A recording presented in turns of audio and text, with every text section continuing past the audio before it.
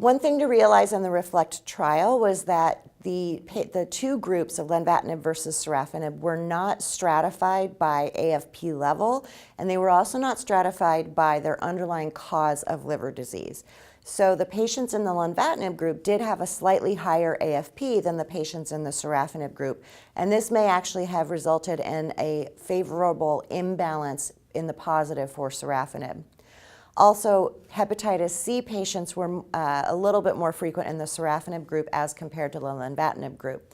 This may also have given a benefit to sorafenib. The reason that this is a discussion is that we do recall that in the SHARP trial, when they broke out a subgroup of patients that were treated with sorafenib who had hepatitis C, those patients had quite a bit longer median survival.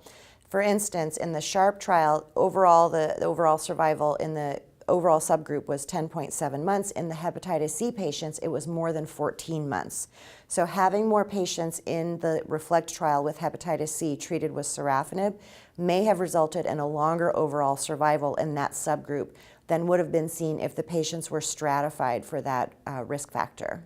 We do have to remember toxicity profiles with these medications. We know that tyrosine kinase inhibitors have toxicities, and that's what we have to deal with our patients.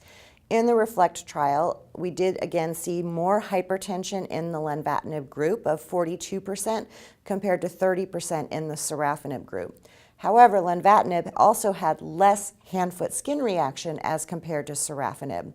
So the lenvatinib group had 27% hand-foot skin reaction compared to 52% in the sorafenib group.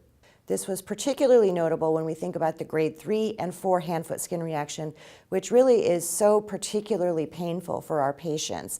The lenvatinib group, only 3% of them had grade 3 to 4 hand-foot skin reaction compared to 11% of the sorafenib group. So we have to remember that lenvatinib also has higher rates of proteinuria. So 25% of the lenvatinib patients had some element of proteinuria compared to 11% of the sorafenib patients.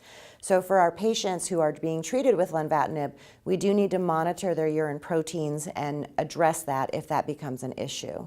The lenvatinib treated group did have a higher rate of treatment-related, treatment-emergent adverse events, 57% versus 49% compared to sorafenib. There was also a higher rate of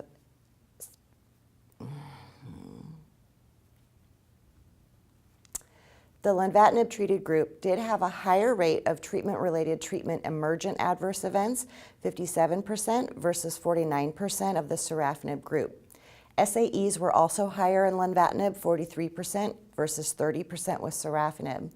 However, part of these higher rates of adverse events may have been accounted for because the lenvatinib treated arm had a longer treatment of duration.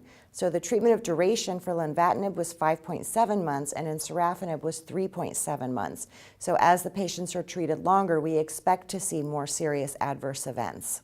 There's really not a lot of data for lenvatinib in patients with decompensated liver function as of yet. The REFLECT trial really included predominantly Child-Pugh A patients. There were a few patients with Child-Pugh B that got into the trial, but again, it was really geared towards the Child-Pugh A patient. Now, we have 10 years of experience of sorafenib with decompensated liver function, and we know those patients, we need to dose reduce them quite a bit. They may not tolerate it at all, and they may have worsening liver function. And we need to really gain some more experience of lenvatinib treating our decompensated patients. At this point, I would really be cautious with using lenvatinib for our decompensated patients until we get a little bit more data and a little bit more experience with it.